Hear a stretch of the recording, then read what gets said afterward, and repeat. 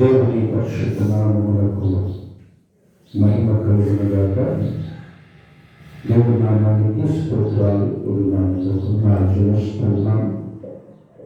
దేవుని వాక్యాన్ని ధ్యానం చేసుకున్నాము. పరిశుద్ధ గ్రంథము నుండి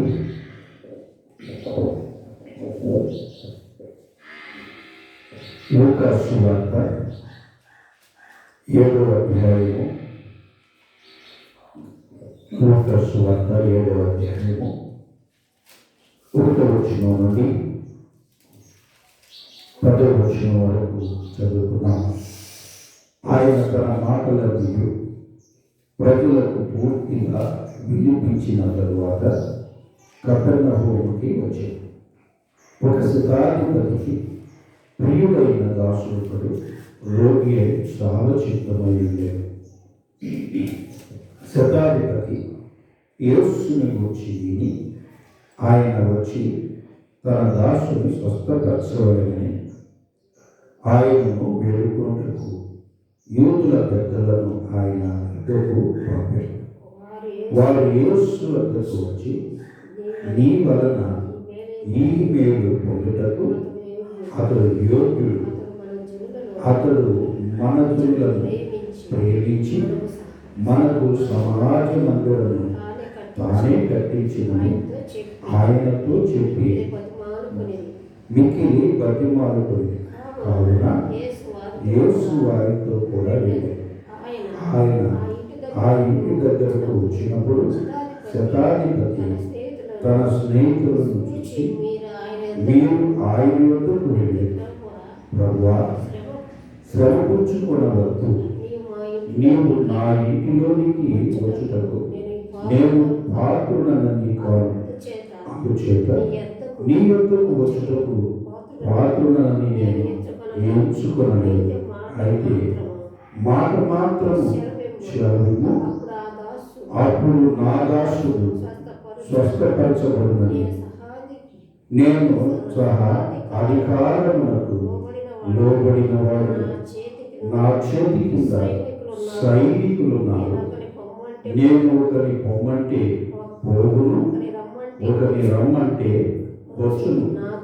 నా దాసుని చేయమంటే ఇది చేయనని నేను చెప్పినట్టు ఆయనతో కూడా చెప్పడని వారిని పంపింది. యేసు ఈ మాటలు విని అతని గూర్చి ఆశ్చర్యపడి తన వెంట వచ్చుచున్న జన సమూహం వైపు తిరిగి, ఇశ్రాయేలులో ఆయన సైతము ఇంత గొప్ప విశ్వాసం నేను చూడలేదని మీతో చెప్పుచున్నాను. పంపబడిన వారి ఇంటికి తిరిగి వచ్చి ఆ దాసుడు స్వస్థసిద్ధుడైనట కనుగొని. చిన్న ప్రార్థన చేద్దాం. ప్రేమ కలిగిన తండ్రి, చదువుబడిన వాక్య భాగము మీరు దీవించండి. వాక్యములోని ఆత్మీయ సత్యాలు మీరు మాకు నేర్పించండి. మా ప్రభువా, ఈ వాక్యము ధ్యానిస్తూ ఉండగా ఈ ఆత్మతో నన్ను అభిషేకించండి. నోటి బోరగా నన్ను వాడుకోండి. చేరించిన బిడ్డలను ఈ శబ్దంతము ద్వారా వింటున్న ప్రతి బిడ్డను మీరు దర్శించమని మీరు మహిమ పొందాలి. యేసు నామమున ప్రార్థిస్తూ ఉన్నాము తండ్రి, ఆమేన్. దేవుని నామమునకు మహిమ కలుగునుగాక. ఈ మన ప్రార్థన ఈ యొక్క వాక్యాంశము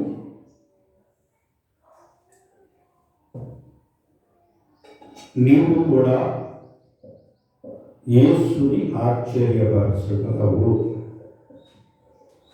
మన వాక్యం అంశము నీవు కూడా యేసుని ఆశ్చర్యపరచగలవు. ఎలాగూ మనం యేసుని ఆశ్చర్యపరచగలమో ఈ వాక్య భాగములో నుండి మనం నేర్చుకుందాం. ఈ వాక్య భాగం నుండి మనం నేర్చుకోవడానికి ముఖ్యమైన వ్యక్తి మనకు శతాధిపతి.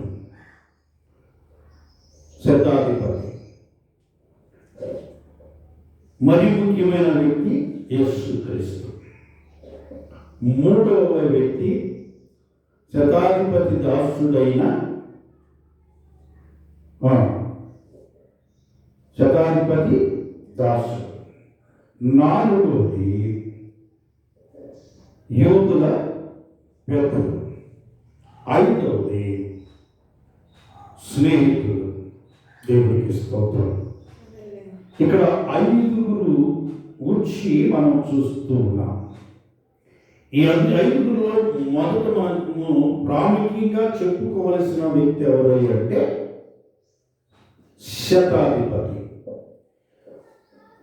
నీవు కూడా యేసుని ఆశ్చర్యపరచడానికి నీకు మూల సూత్రధారిగా నిన్ను ముందు నడిపించే వ్యక్తి శతాధిపతి. ఈ శతాధిపతి జీవితాన్ని మనం గమనిస్తే ఇతని గురించి పెద్ద గొప్ప చరిత్ర ఏమీ రాయబడలేదు. ఇంకొక విషయం తెలుసా, బైబిల్లో చాలా మంది పేర్లు రాయల, వారి రకరకాలుగా వారిని రాష్ట్రపతి ఏంటి శతాధిపతి అన్నారు. ఈ శతాధిపతి పేరు రాయలేదు. అలాగే ఇశ్రాయేలు నుంచి వచ్చిన ఒక చిన్నది అన్నారు. అలాగే ఒక పాపాత్మురాలైన స్త్రీ అన్నారు. ఇలాగ రకరకాలుగా పేర్లనే లేకుండా వారి యొక్క స్థితిని, వారి యొక్క పరిస్థితిని, వారి వృత్తిని ఇలాగా బట్టి వారిని గుర్తు చేసేదే తప్ప వారి పేర్లు లెక్కించబడలేదు. పేర్లు లెక్కించబడని వారి జీవితాల్లో గొప్ప అద్భుతాలు జరగడం మనము బైబిల్ గ్రంథంలో చూస్తాం. చాలా మంది పేర్లు కొరకు పాకులాడతారు. శిలాఫలకం మీద నా పేరు వేయలేదు. ఒక గ్రామంలో చర్చి కట్టారు. ఆ చర్చి కట్టినప్పుడు ఆ చర్చి శిలాఫలకం మీద రెండు గ్రూపులు ఉన్నారు.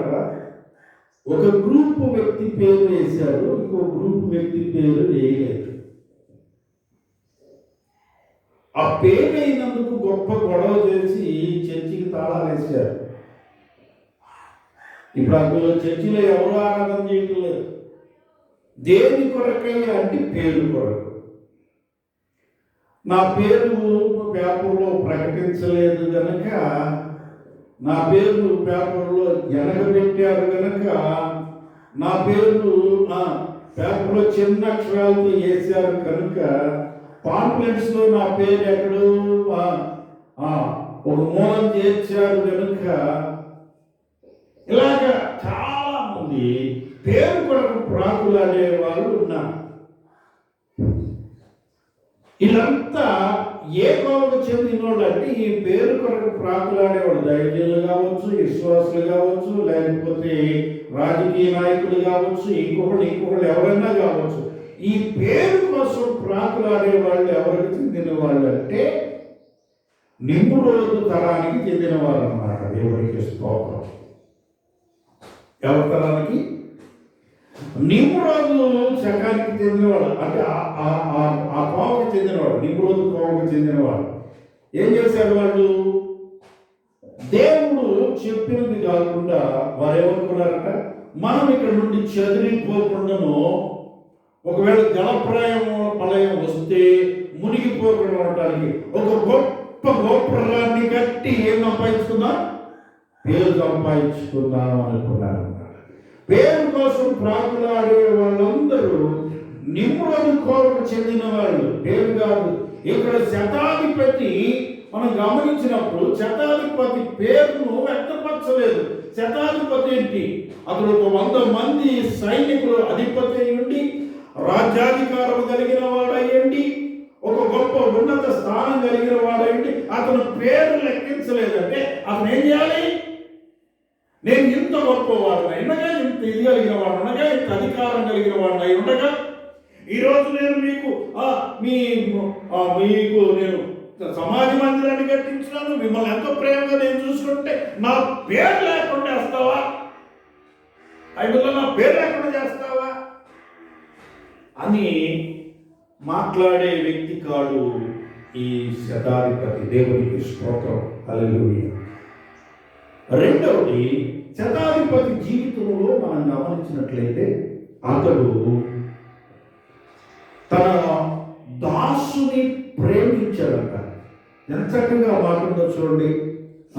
అతడు ప్రియుడైన దాసుడంట. శతాధిపతికి ఆ దాసుడు ప్రియుడంట. హల్లెలూయా. ఎవరు కూడా తన కింద పనిచేసే వాళ్ళని ప్రియంగా చూడరు, ప్రియుడుగా చూడరు. ప్రియుడు అంటే స్నేహితుడు. యజమానికి స్నేహితుడయ్యాడు ఎవరు? దాసుడు. యజమానికి స్నేహితుడుగా చూస్తూ ఉన్నాడు దాసుని ప్రేమించిన వాడు. రూతు గ్రంథంలో 2వ అధ్యాయం 4వ వచనంలో చూస్తే అక్కడ బోయాజు అనే వ్యక్తి ఒక వధువు మనకి కనపడతాడు. అతను పొలంలో పని జరుగుతూ ఉండగా ఆ పనివారి దగ్గరకు వస్తాడు. సహజంగా ఏ రైతైనా పొలంలో పని చేస్తూ ఉంటే పనిచేసే వాళ్ళ దగ్గరకు వచ్చినప్పుడు ఏం చేస్తారంటే, ఇక్కడ ఏంటి ఈ చెట్టు వేశారు, అక్కడ ఏంటి ఆ కొమ్మెలు కొట్టారు, ఇక్కడ ఏంటి కాయలు పోగొట్టారు, లేకపోతే ఇక్కడ ఏంటి పత్తి కనపడుతుంది కదా, ఇలాంటి మాట్లాడుతూ ఉంటాడు కదా. కానీ బోయాజు వచ్చి మాట్లాడుతూ ఉన్నాడు. ఏమన్నాడంటే, యెహోవా మిమ్మును ఆశీర్వదించునుగాక. హల్లెలూయా. ఏమన్నాడు? పనివారితో అంటున్నాడు, యెహోవా మిమ్మును ఆశీర్వదించునుగాక. ఆ పనివారు అంటున్నారు, యెహోవా నిన్ను వర్ధిల్లజేయునుగాక.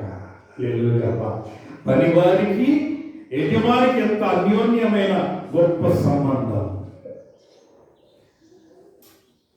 దేవుడు మిమ్మల్ని దీవించాలని యజమాని అంటుంటే పనివారు అంటున్నారు, యెహోవా నిన్ను వర్ధిల్ల చేయాలి. ఇక్కడ గమనించండి, నీవు దీవించబడుతూ ఉంటే, యజమాని ద్వారా నీవు మేలు పొందుతూ దీవించబడుతూ ఉంటే, ఆ దీవించబడే వ్యక్తి ఏం చెప్తాడంటే, యజమాని ఉన్నతను కోరుకుంటాడు, యజమాని వర్ధిల్లను కోరుకుంటాడు, యజమాని వృద్ధి చెందడాన్ని కోరుకుంటాడు. ఇది ఎప్పుడైతే పనివారిని కించపరుస్తావో పనివాడు ఏం కోరుకుంటాడంటే, ఈ బతుకంతైతే అనుకుంటాడు. చాలా గొప్ప సత్యం. కాబట్టి ఈ శతాధిపతి తన పనివారిని ప్రేమించిన వాడిగా కనబడుతున్నాడు. తర్వాత ఆయన తన ప్రజలను ప్రేమించిన వాడిగా కనపడుతున్నాడు. అంటే ప్రజలంటే ఎవరిని? దేవుని ప్రజలు. దేవునికి స్తోత్రం. దేవుని ప్రజలను ప్రేమించిన వాడు. అందుకే ఏం చేసేవాళ్ళు? యూదుల పెద్దలు పిలిపించి ఆ పెద్దలు పంపించారంటే యేసు ప్రభు దగ్గరికి, మీరు వెళ్ళి ప్రభువును పిలుచుకురండి అయ్యా అని. నా దాసుడు మరణానికి జోగుతున్నాడు, మరణానికి దగ్గర అయిపోయాడు. ఆయన గురించి నేను విన్నాను, చనిపోయిన వాళ్ళు బ్రతికిస్తున్నాడు విన్నా, అనేక రోగులు స్వస్థపరుస్తున్నాడు విన్నా. కాబట్టి ఆయన వస్తే నా దాసుడు బాగుపడతాడు, మీరు వెళ్ళి ఆయన తీసుకురమ్మన్నాడు. ఇక్కడ మనం గమనించినప్పుడు వాళ్ళు యేసు ప్రభుతో వచ్చిన సాక్ష్యం ఏంటంటే, అతడు మన ప్రజలను ప్రేమించిన వాడు. హల్లెలూయా. దేవుని ప్రజలను ప్రేమించిన వాడు శతాధిపతి. దేవుని ప్రజలను ప్రేమించిన వాడు. అలాగే దేవుని ప్రజలు ప్రేమించడమే కాకుండా అంటే ఏం చేశాడంట? సమాజ మందిరాన్ని కట్టించడంట. దేవునికి స్తోత్రం. కాబట్టి వాళ్ళు ఇస్తున్న సాక్ష్యం ఏంటంటే, అయ్యా ఈయన నీ కృప పొందుటకు యోగ్యుడు. హల్లెలూయా. ఏంటంట? ఆయన నీవు రావడానికి, నీ కృప పొందడానికి ఆయన యోగ్యుడై ఉన్నాడయ్యా అని యేసు ప్రభుతో చెప్తున్నాడు. ఇక్కడ ఇంకొక విషయం మనం గమనించాలి. 4వది, శతాధిపతిలో ఉన్న 4 లక్షణం ఏంటంటే అతడు సమయోచితమైన జ్ఞానము కలిగిన వాడు. హల్లెలూయా. ఏం కలిగిన వాడు?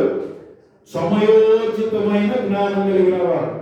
ఒక్కొక్కరికి జ్ఞానం ఉంటుంది కానీ ఏ సమయంలో దేన్ని ఎలా ఉపయోగించాలో తెలియదు. అందుకే వారు జ్ఞానం నుండి కూడా అజ్ఞానులు అవుతూ ఉంటారు.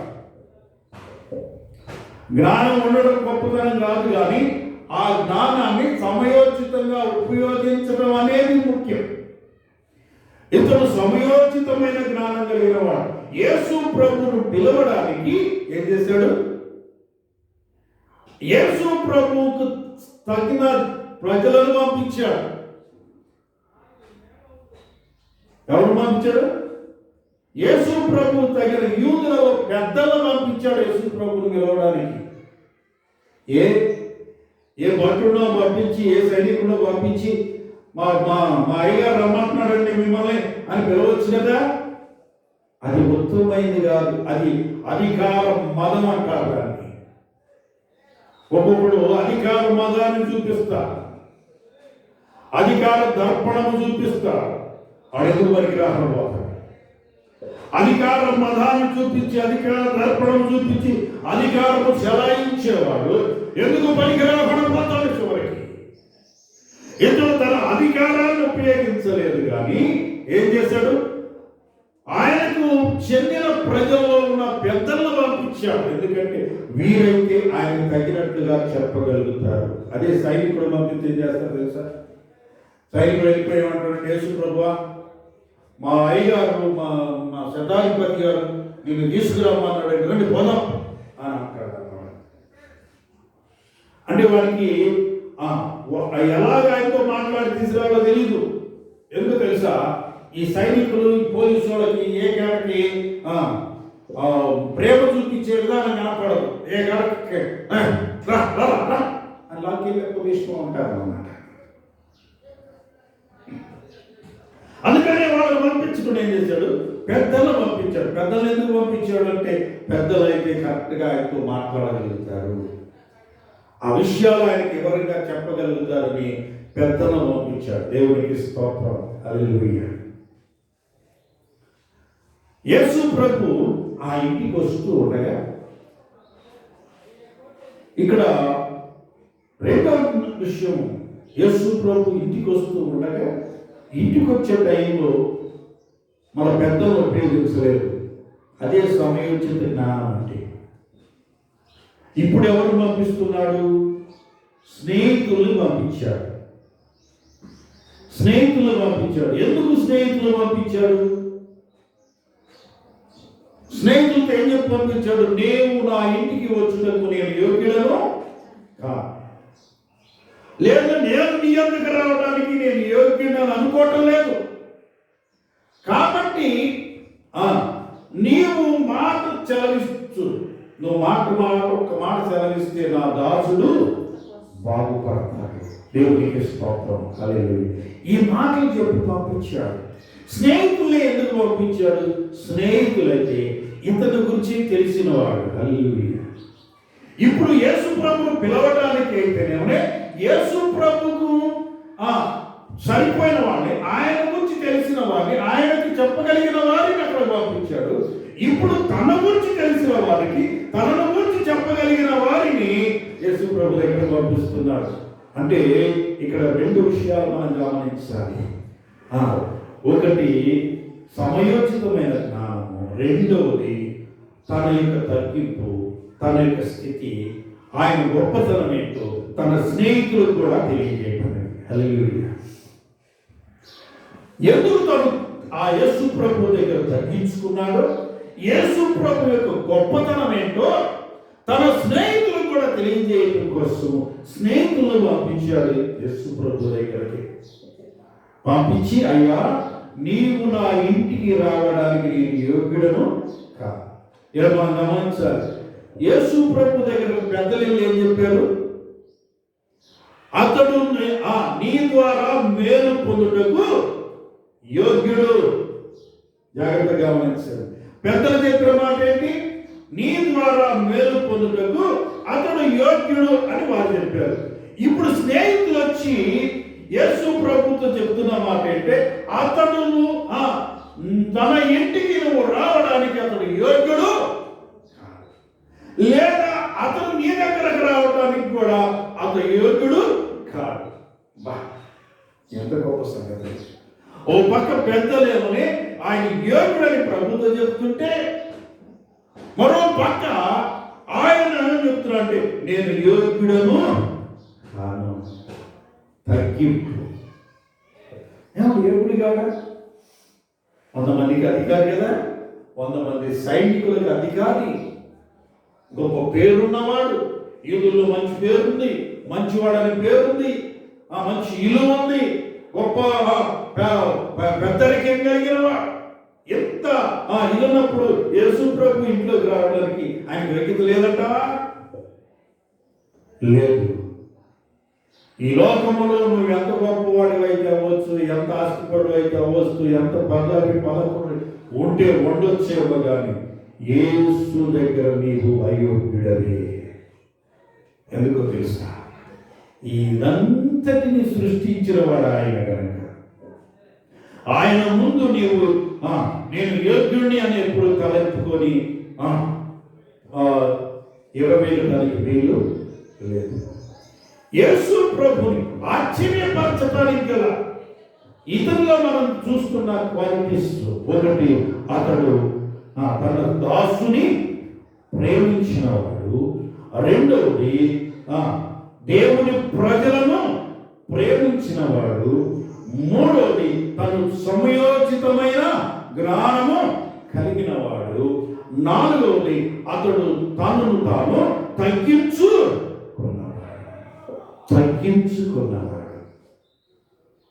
తగ్గించుకున్నవాడు, ఐదవది యేసు ప్రభు మాట పట్ల అసంచలమైన విశ్వాసము కలిగినవాడు. హల్లెలూయా. ఎందుకంటే అక్కడ చెప్పిన మాట మనం గమనిస్తే అతను చూడండి ఏమంటారు, అతడు పాత్రుడనని నేను ఎంచుకోవట్లేదు, అయితే మాట మాత్రము సెలవిమ్ము ఏమన్నాడు? మాట మాత్రం సెలవిమ్ము అంటే యేసు ప్రభు నోట నుండి ఒక మాట వస్తే ఆ మాట తప్పనిసరిగా కార్యము చేస్తుంది అని నమ్మినవాడు. హల్లెలూయా. ఎంత గొప్ప! ఇతనేమి విశ్వాసి కాదు, ఇతనేమి యేసు ప్రభువుని నమ్ముకున్నవాడు కాదు, ఇతనేమో దైవభక్తి కలిగిన వాడు అంతకన్నా కాదు, పోనీ ఇతనేమో ధర్మశాస్త్రాన్ని ఎరిగినవాడు కాదు, ఇతను పాస్టర్ కాదు, ఇతను కేవలం ఒక అన్యుడు, దేవుని ఎరగని వాడు, పదవిలో ఉన్నవాడు, పలుకుబడి ఉన్నవాడు. ఇలాంటి వాడు యేసు ప్రభుతో మాట్లాడుతున్న మాట ఏంటంటే, అయ్యా నువ్వు మాట్లాడితే చాలయ్యా. ఎంత గొప్ప సంగతి! నువ్వు మాట్లాడితే చాలు.